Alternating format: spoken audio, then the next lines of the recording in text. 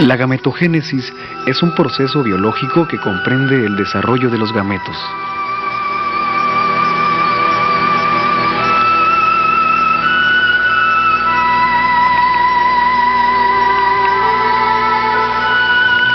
En la espermatogénesis se produce el gameto masculino o espermatozoide.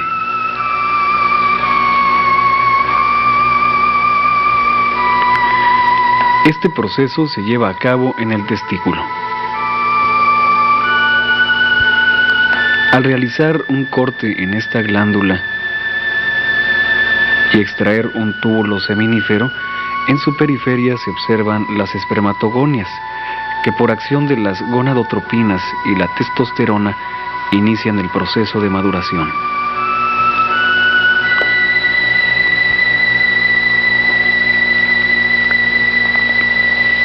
Al comenzar cambios en el núcleo de la espermatogonia, se duplican las cadenas de ADN materna y paterna que dan lugar a un núcleo tetraploide.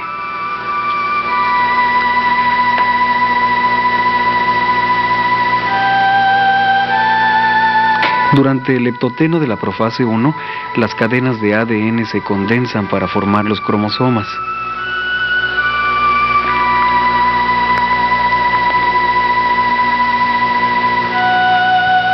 En este periodo se disuelve también la membrana nuclear.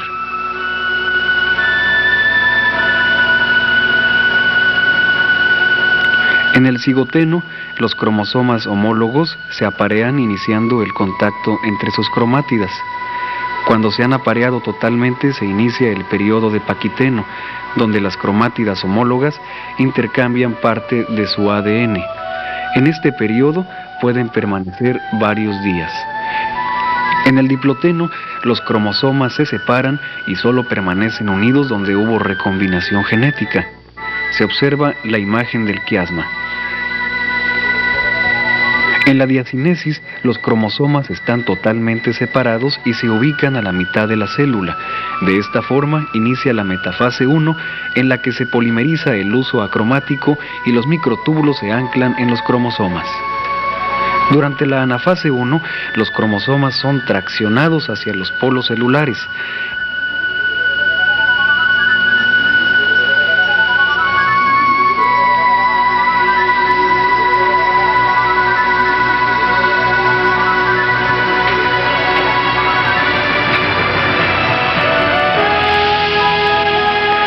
En la telofase llegan al centriolo correspondiente para empezar la citocinesis, en la que el espermatocito primario da origen al espermatocito secundario, cuyo contenido cromosómico es diploide.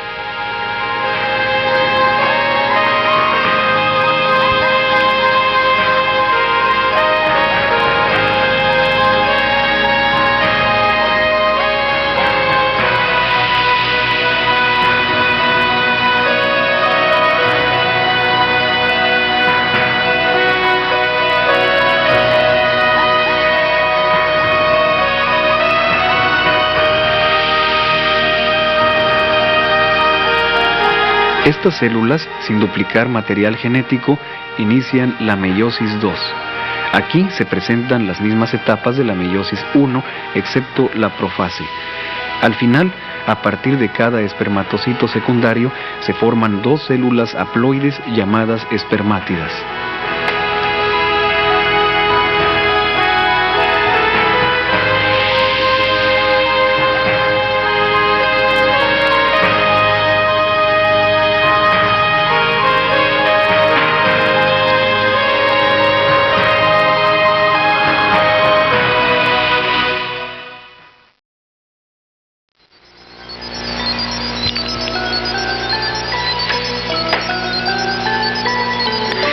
La espermiogénesis consiste en la citodiferenciación de la espermátida que da lugar al espermatozoide.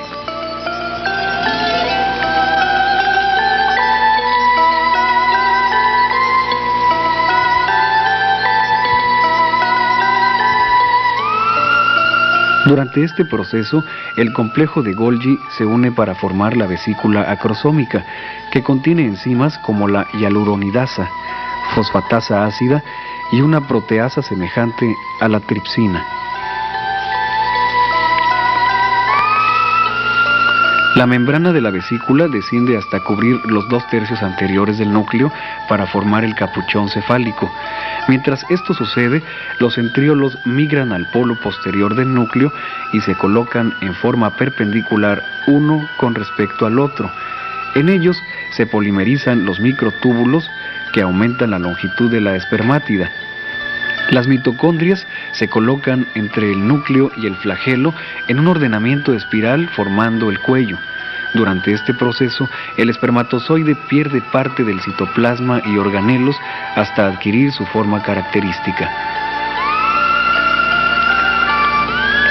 La espermátida experimenta todos estos cambios al ascender desde la región basal del epitelio hasta la luz del túbulo seminífero.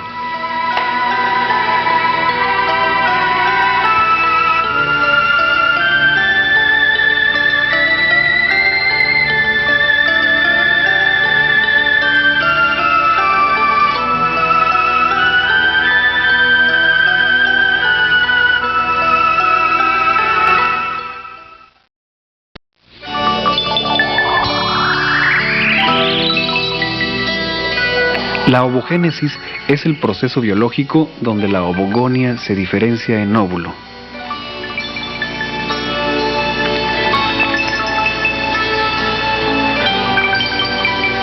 En cada ciclo menstrual maduran varios folículos estimulados por las gonadotropinas, pero solo uno de ellos alcanzará su diferenciación. Si realizamos un corte longitudinal del ovario, las ovogonias se sitúan en su médula y se encuentran en fase de diploteno de la profase 1, es decir, su material genético ya se ha recombinado y solo se distribuirán los cromosomas en forma adecuada.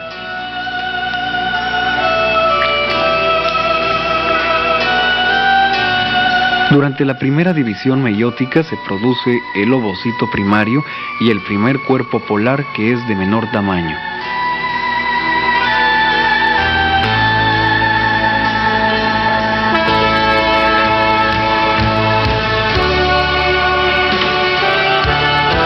La capa de células foliculares que rodean al ovocito prolifera. Posteriormente, se comienzan a separar mediante lagunas que confluyen formando el antro folicular.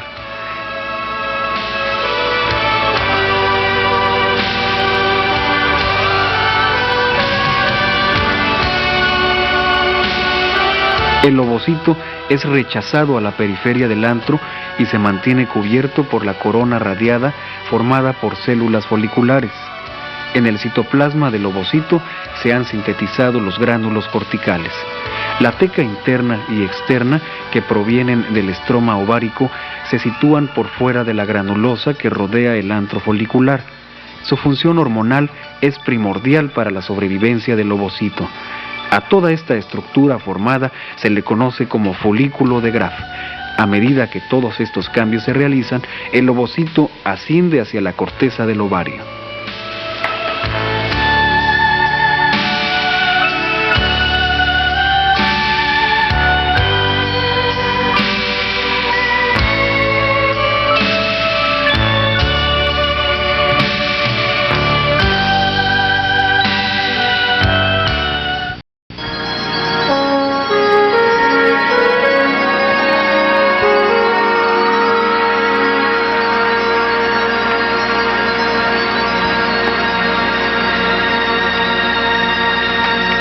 La ovulación es el resultado de la combinación de varios factores, tales como adelgazamiento de la pared del folículo, pérdida de la vascularización, degeneración de la colágena, aumento del líquido folicular o la presencia de prostaglandinas.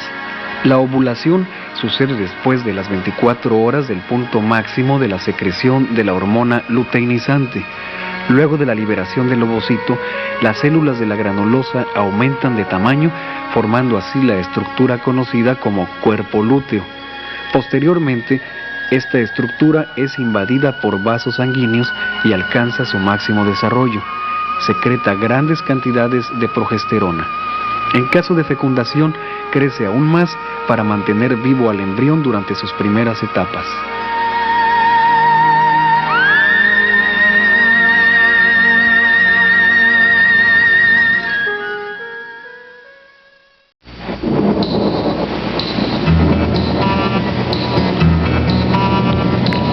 ciclo menstrual consiste en una serie de modificaciones morfofisiológicas del endometrio como una consecuencia de la interacción entre hipófisis, ovario y útero.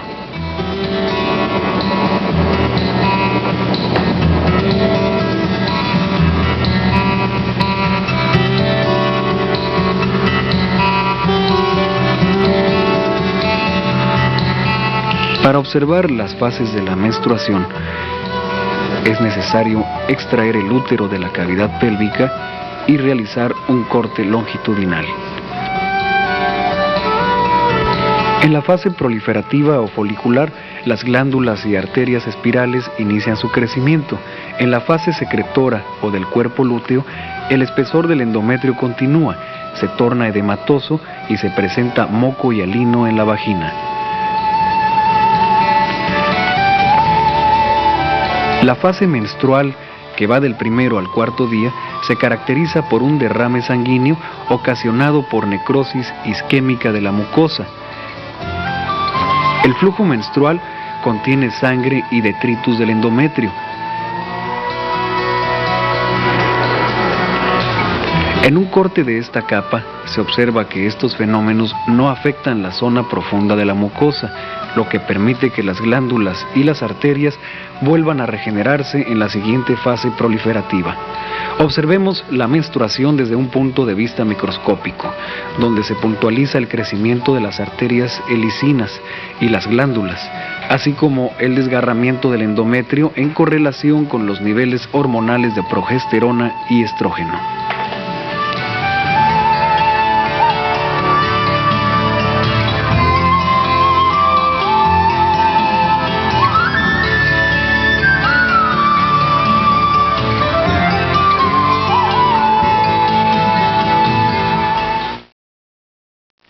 La fecundación es el proceso biológico mediante el cual el gameto masculino se fusiona con el femenino para constituir el huevo o cigoto. El aparato genital femenino se ubica en la cavidad pélvica y consta de genitales internos y externos. Ovarios, trompas de falopio, útero y vagina son los órganos de mayor importancia para el desarrollo del embrión. Una vez que los espermatozoides son depositados en la vagina, ascienden con movimientos propios. Ayudados por las contracciones rítmicas de la matriz, llegan hasta la trompa de falopio, donde el óvulo se encuentra recorriendo su tercio externo después de haber sido expulsado del ovario. El óvulo consta de dos capas, la zona pelúcida y la corona radiada.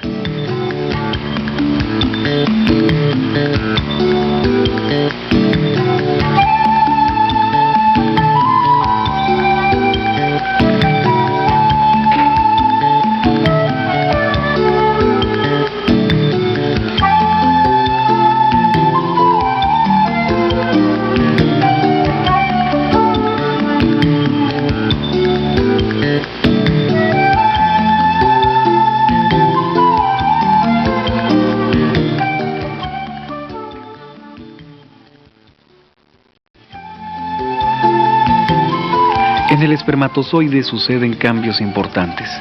Uno de ellos es la fusión del acrosoma con la membrana espermática.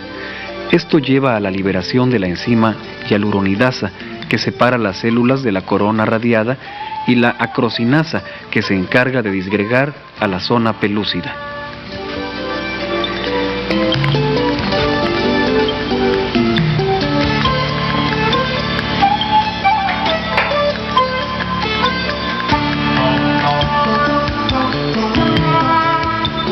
Cuando el espermatozoide entra en contacto con la membrana celular, se coloca en forma tangencial y sus membranas se fusionan. Inmediatamente se inicia la reacción cortical. Los gránulos de glicoproteínas existentes en el citoplasma del ovocito se dirigen a la membrana celular. Ahí, por exocitosis, vacían su material hasta formar una gruesa capa conocida como membrana de fecundación, que con un cambio de polaridad impide que otro espermatozoide penetre. Luego, las membranas de los gametos se disgregan, lo que permite que núcleo, centriolos y mitocondrias ingresen al citoplasma del ovocito.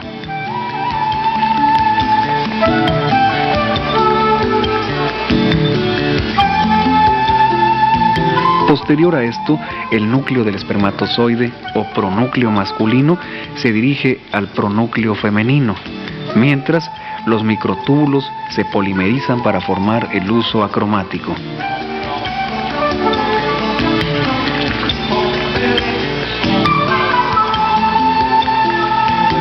Para este momento, las cadenas de ADN se duplican y los cromosomas se condensan. Las membranas nucleares se disgregan. Los cromosomas quedan libres en el citoplasma y se mantienen anclados a los microtúbulos discontinuos que han terminado de polimerizarse.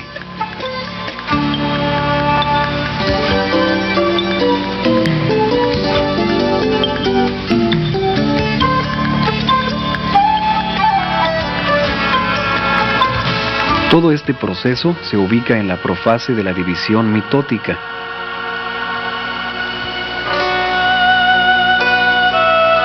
En la metafase, los cromosomas están colocados a la mitad de la célula.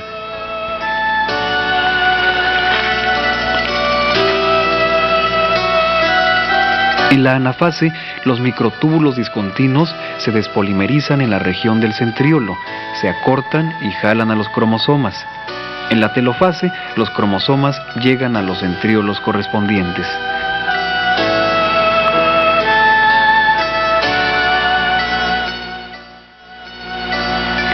Con estos acontecimientos se inicia el proceso de la segmentación, donde se suceden múltiples divisiones mitóticas hasta formar un organismo multicelular conocido como mórula.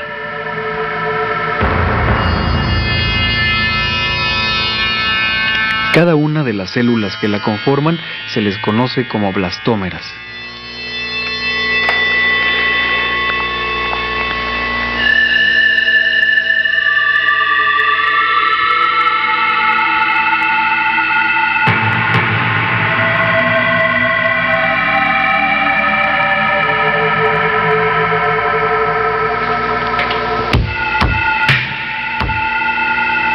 En esta etapa, dentro de la mórula se forma un líquido que separa las células. Cuando éstas confluyen, forman una cavidad o blastocele que contiene líquido vitelino. Aquí, el embrión es conocido con el nombre de blástula.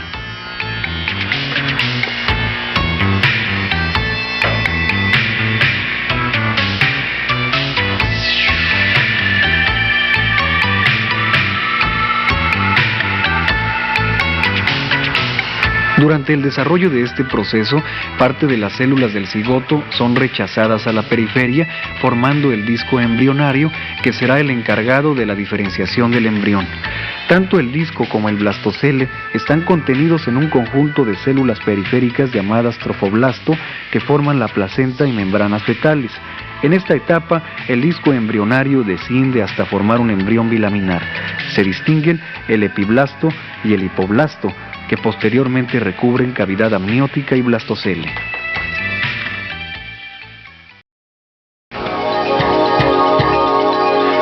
Se conoce como gastrulación a la invaginación de un área de células ectodérmicas que formarán el mesodermo intraembrionario.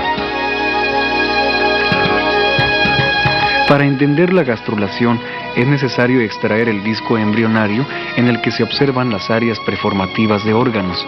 El ectodermo formará epidermis, sistema nervioso central, epitelios sensoriales del ojo, oído, nariz y esmalte dental. El endodermo, el epitelio del aparato digestivo y respiratorio.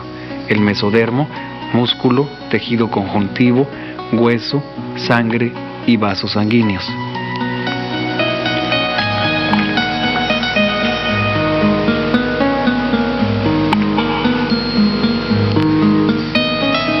En la porción caudal del embrión bilaminar aparece la línea primitiva que se alarga en sentido cefálico a través del nodo de Hensen. Mediante esta estructura, las células mesodérmicas migran y proliferan en dirección lateral, craneal y caudal. Respetan las zonas del estomodeo y proctodeo, que respectivamente formarán boca y ano del embrión. De esta manera se establece un embrión trilaminar.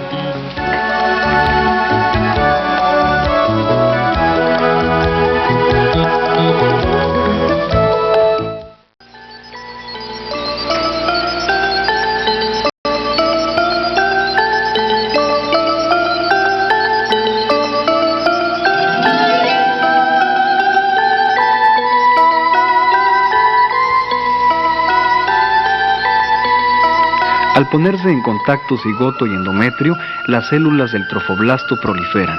Se diferencian en dos capas, una interna llamada citotrofoblasto y una sincitial externa conocida como sincitio trofoblasto. Esta diferenciación ocurre a medida que el embrión penetra en la mucosa uterina y erosiona capilares propios de esta capa que drenan su contenido hacia las lagunas que se han formado en el sincitio trofoblasto. Las células del citotrofoblasto proliferan y se dirigen a las lagunas para formar las vellosidades primarias. El mesodermo extraembrionario ha penetrado en estas vellosidades para formar vasos sanguíneos. Se establecen las vellosidades secundarias que como evaginaciones quedan flotando en las lagunas.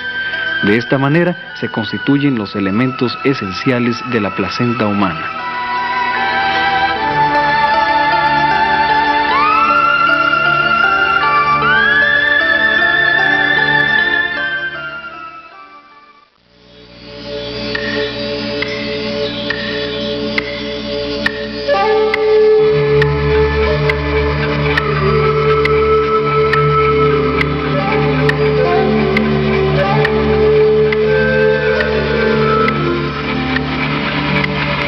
Entre el citotrofoblasto y el embrión se forma el mesodermo extraembrionario que rodea al blastocisto.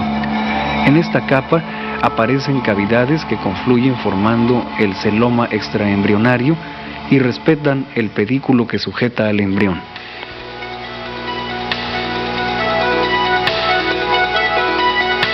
Para poder observar el plegamiento del embrión es necesario extraerlo del trofoblasto. Cuando sus membranas lo cubren, se observa la disposición del amnio sobre el saco vitelino. Una vez que se ha resecado el amnios, el aspecto del disco embrionario muestra el ectodermo y la placa neural con las zonas del estomodeo y el proctodeo.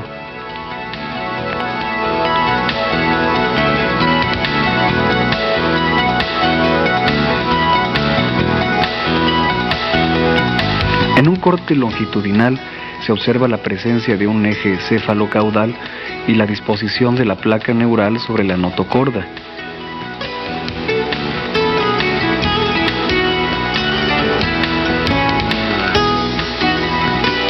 A medida que el amnios desciende sobre el saco vitelino, lo hace también el tejido nervioso hasta quedar cubierto por el ectodermo.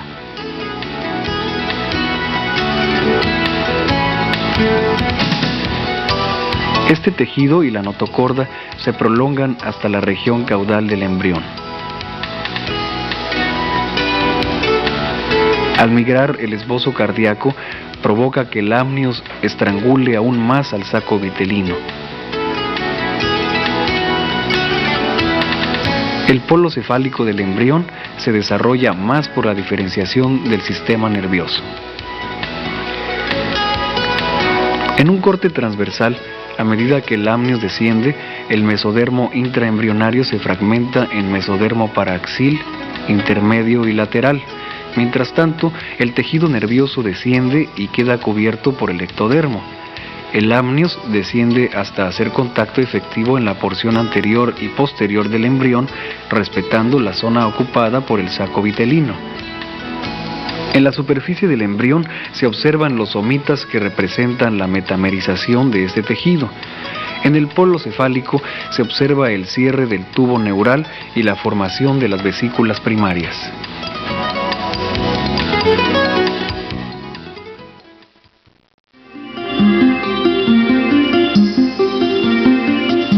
Para apreciar la evolución del aspecto externo del embrión es necesario quitar las paredes de la cavidad amniótica.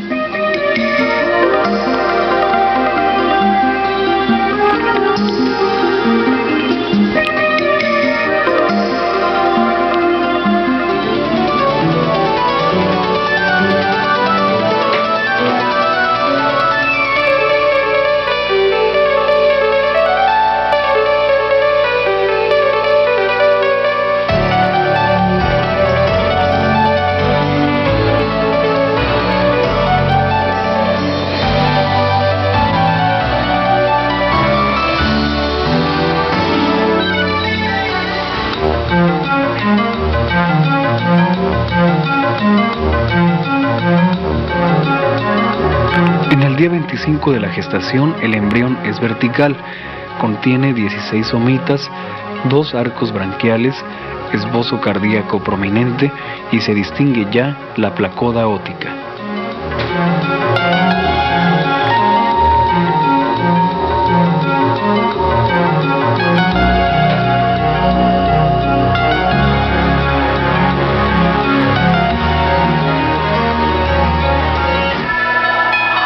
La diferenciación de estas estructuras provoca que el embrión adquiera una forma característica.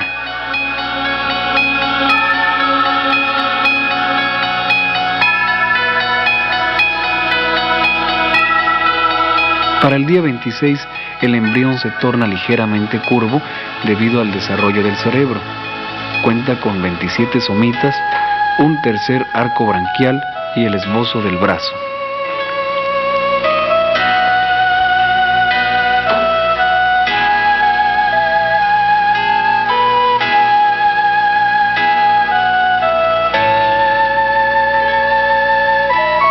El neuroporo posterior se cierra el día 29. Ya hay 33 somitas, un esbozo del miembro inferior y la placoda del cristalino.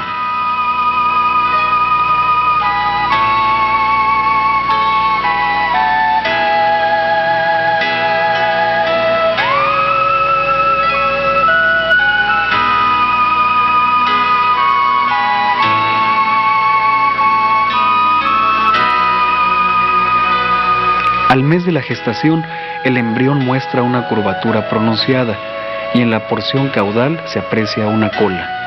El ojo continúa su desarrollo. Los primeros arcos branquiales forman la cara y se constituyen un total de 42 somitas. En el día 40, los primeros somitas desaparecen. Se distingue la prominencia hepática, el esbozo del pie y los rayos de los dedos de las manos.